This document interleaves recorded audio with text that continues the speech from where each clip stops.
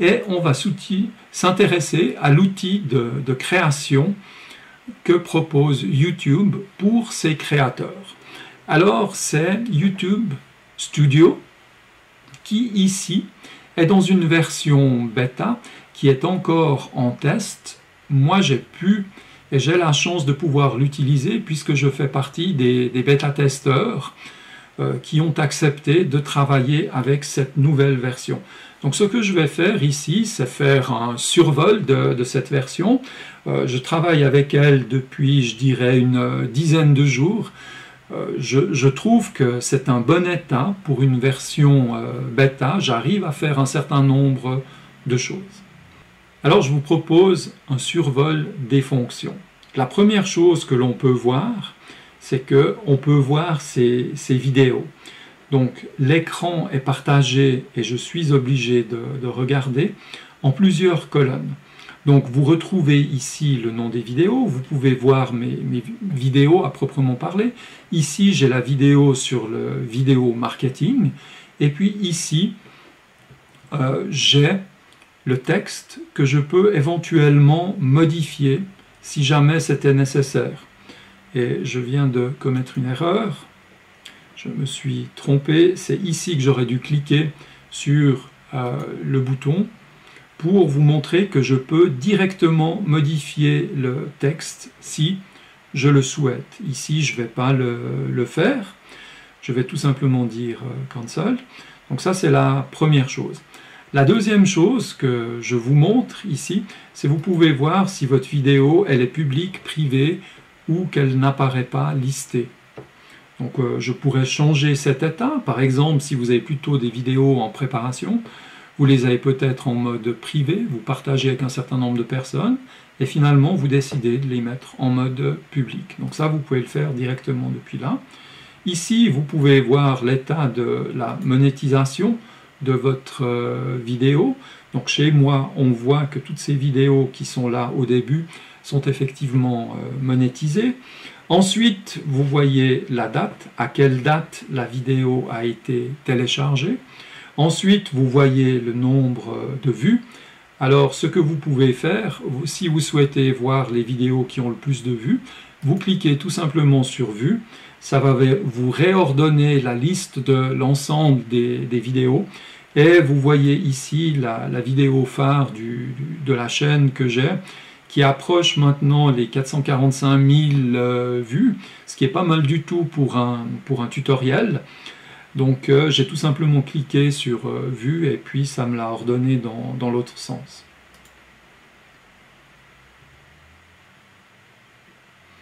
Je reviens en arrière, ici. Donc ça m'a donné cette fois dans l'ordre décroissant. On voit ici le nombre de commentaires, donc je vais peut-être revenir sur la vue précédente. On voit le nombre de commentaires qu'il y a par vidéo. Un point qui est intéressant, c'est cette dernière colonne que l'on trouve ici, qui représente le rapport entre les likes et les dislikes, entre les j'aime et j'aime pas. Et j'ai trouvé que c'était un très très bon apport. Donc on voit ici proche de 100% sur cette première vidéo. Vous voyez qu'il y a plus de 1900 likes et puis il y a quand même 33 j'aime pas. Et puis on peut descendre ici, vous voyez qu'il y a des variations. Ici, c'est une vidéo qui est plus controversée. Ça veut dire qu'il y a la moitié des gens qui l'aiment, l'autre moitié qui l'aiment un peu moins. Donc ça c'est intéressant.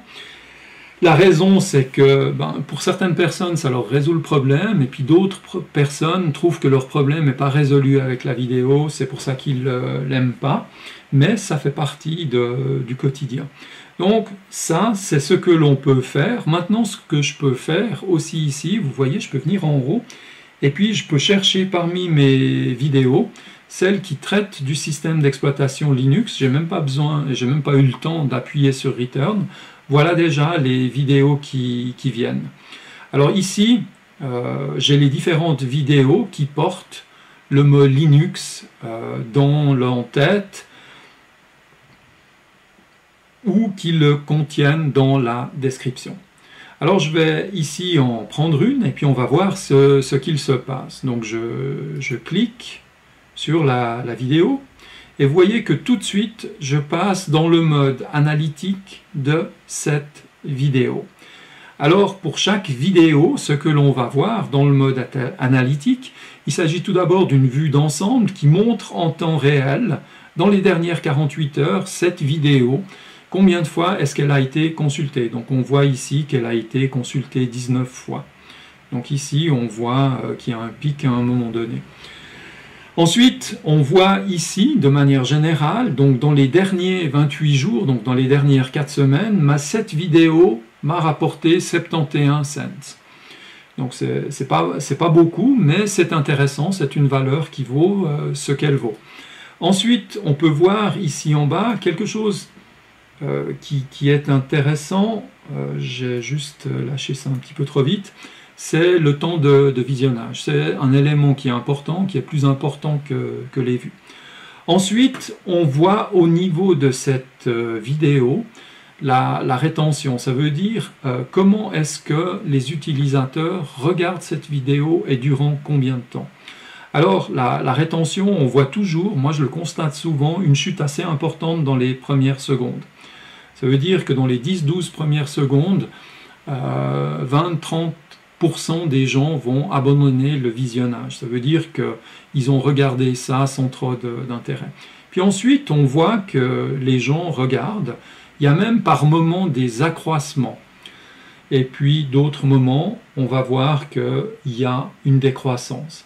Je ne vais pas rentrer plus dans le détail parce qu'on en est à l'étape d'une vue générale, mais je reprendrai plusieurs de ces points dans les futurs épisodes de manière à pouvoir vous montrer de manière un petit peu plus spécifique comment utiliser et quel est l'intérêt de cet outil. Alors bien sûr, en dessous, il y a les vues, toujours sur le même intervalle. Un autre élément que je trouve, moi, intéressant, c'est les mots-clés par lesquels on va retrouver votre vidéo. Alors laissez-moi juste un instant remonter, je vais voir s'il y a quelque chose que je n'ai pas vu. Non. Alors je vais descendre.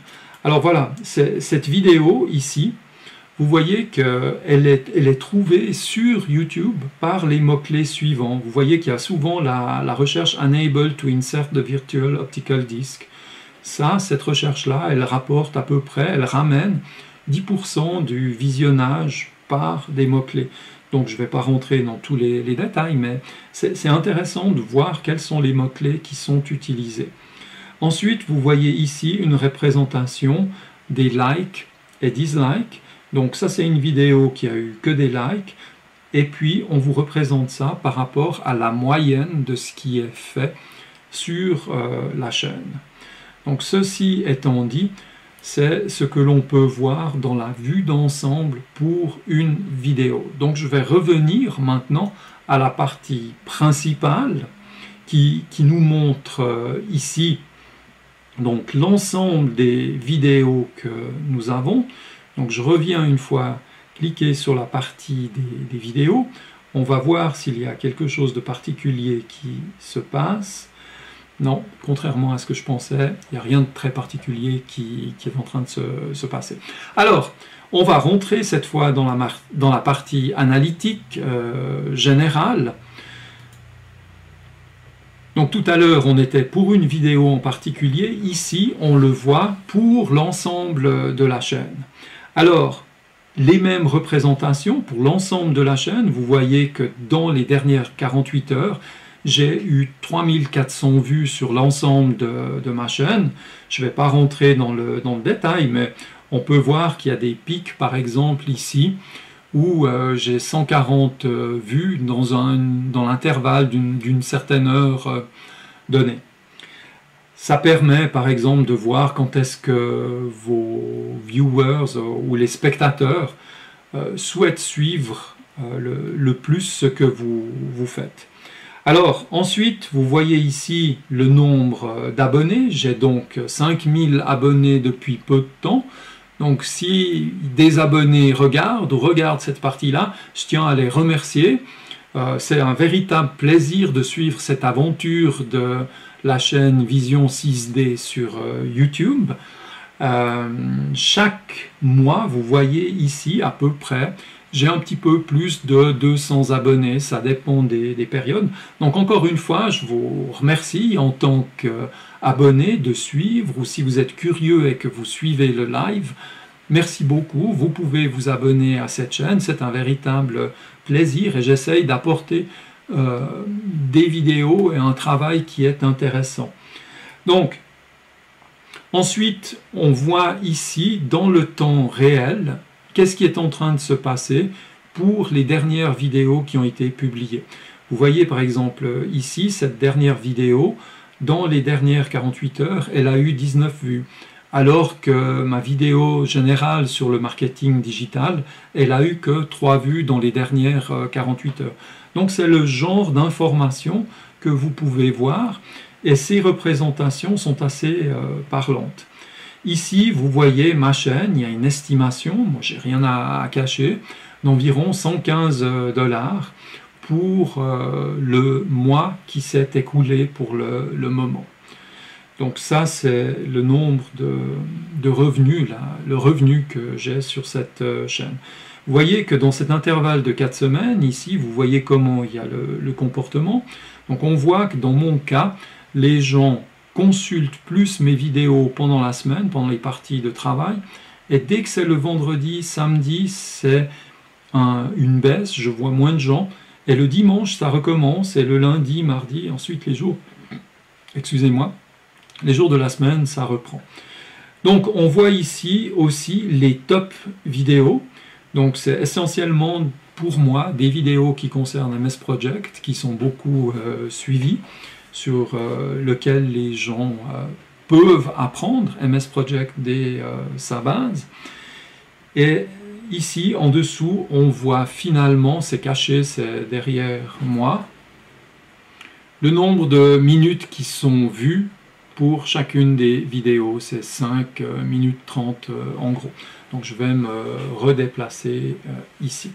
Donc avec ça, je vous ai montré les panneaux généraux que l'on trouve avec ce nouvel outil. Je vais vous faire voir la partie de découverte que je trouve intéressante. Ici, une première information qui pour moi est souvent intéressante. Il s'agit d'où viennent les gens qui regardent mes vidéos. Alors bien souvent, ce sont les vidéos qu'on trouve sur la droite de ce que l'on regarde. C'est YouTube vous suggère un certain nombre de vidéos, et moi je fais la même chose aussi quand je vais sur d'autres chaînes ou je regarde d'autres vidéos. C'est vrai que des fois je suis les suggestions parce que c'est intéressant. Donc vous voyez que 42% des gens qui viennent sur ma chaîne le viennent par le biais de suggestions. Ensuite, c'est essentiellement par des recherches sur YouTube. Donc ce qui veut dire que en gros, j'ai 84% du trafic sur ma chaîne, de gens qui viennent voir ma chaîne, c'est soit par une vidéo suggérée ou en recherchant quelque chose sur YouTube. Ensuite, les sources externes, ça peut être Google, ça peut être Facebook, ça peut être LinkedIn, ça peut être des sites web. Donc vous voyez que j'ai 7,4% qui vient de ailleurs. Direct ou inconnu, c'est pas très clair pour le moment ce que c'est.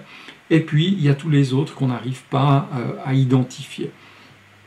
Ensuite, ici, vous voyez, on reprend la notion de termes de recherche. Et puis, ici en bas, bien, concernant les sources externes, c'est intéressant de voir quelles sont les sources qui m'amènent le plus de trafic. Alors, ici, les sources externes, c'est 7,5% en gros. Et puis parmi ces 7,5%, vous voyez qu'en gros, 79,5%, c'est-à-dire en gros 80%, ce sont des gens qui font des recherches sur Google et puis qui trouvent comme résultat de recherche les vidéos de la chaîne Vision 6D. Donc ça, c'est intéressant. Vous voyez que également, il y a des inconnus, on ne sait pas vraiment ce que c'est. Ça veut aussi dire que c'est peut-être des sites web qu'on n'arrive pas à trouver. On n'arrive pas à leur donner de nom, donc ça fait partie des 6,5%, des 7,5% d'externes. C'est beaucoup de chiffres, je le concède, qu'on n'arrive pas à identifier. Et puis ici, vous voyez que comme j'ai passablement de vidéos concernant VirtualBox, le site à proprement parler de virtualbox.org est pour moi aussi une source. Ensuite, WhatsApp, c'est ce que les gens se partagent comme lien par WhatsApp.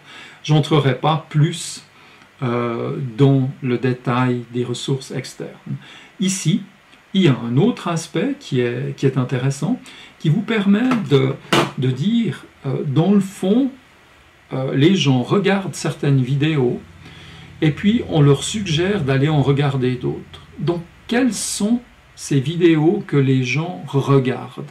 Et ici, on vous montre les autres vidéos qui sont vues et qui vont amener du trafic chez vous.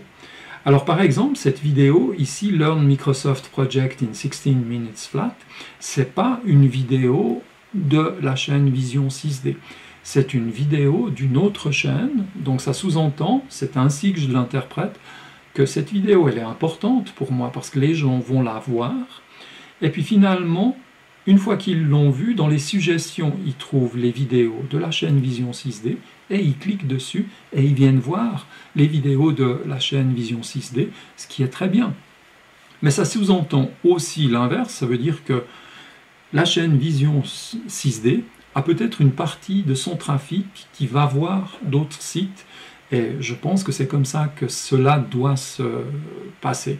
Donc, voici ce que signifient les vidéos qui suggèrent ce contenu de la chaîne Vision 6D. Ensuite, tout en bas, ici, on a encore les playlists.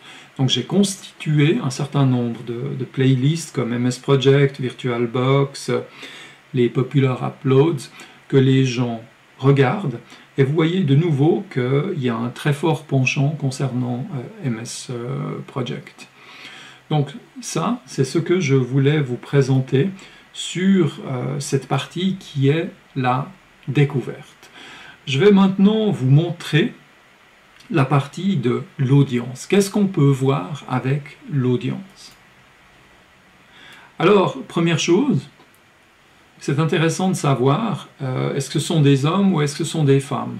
Ici, vous voyez que ma chaîne est une chaîne plutôt masculine, puisque en gros 83% sur un intervalle dans 4 semaines sont des hommes. Vous voyez également ici la répartition des âges. Donc j'aurais plutôt tendance à dire que 44%, presque 45%, c'est la tranche d'âge 25-34. Et puis ensuite la tranche d'âge 35-44, suivie par la tranche d'âge 18-24. Alors bien sûr, ça c'est des données qu'on voit durant les 4 dernières semaines. Ce qui peut aussi être intéressant, c'est de savoir que bien que je publie des choses en français, c'est intéressant, c'est de voir que le premier pays, la première région géographique qui vient voir mes vidéos, c'est avant tout les États-Unis. Donc c'est les vidéos en anglais, suivi par l'Inde, c'est également les vidéos en anglais, et suivi par l'Angleterre avec les vidéos en anglais, et on voit en 5e position l'Australie, c'est également les vidéos en anglais. Et puis on voit ici la France avec 4,4%. Bien sûr, il y a beaucoup d'autres pays francophones, la Suisse, la Belgique, le Luxembourg, et bon nombre de pays africains qui sont francophones. Donc ça, c'est important de savoir dans quel pays vos vidéos sont vues. C'est indicatif peut-être quant à qu'est-ce qu'il faudrait faire dans le futur. Et il y a une dernière vue que j'aimerais vous faire apprécier ici, c'est le nombre d'abonnés qui regardent. Alors il faut savoir que dans mon cas, 98,8% des gens qui regardent des vidéos ne sont pas des abonnés. Donc c'est des gens qui ne se sont pas abonnés ou qui découvrent cette chaîne et qui ensuite peut-être deviendront des abonnés. Donc voilà les informations qui concernent l'audience et que je souhaitais vous faire découvrir. Avec cela, la partie analytique, je ne vais pas rentrer plus dans le détail, il y aura d'autres épisodes dans lesquels cas je vais effectivement rentrer beaucoup plus dans le détail. Maintenant, un dernier point que j'aimerais aborder avec vous, ce sont les commentaires.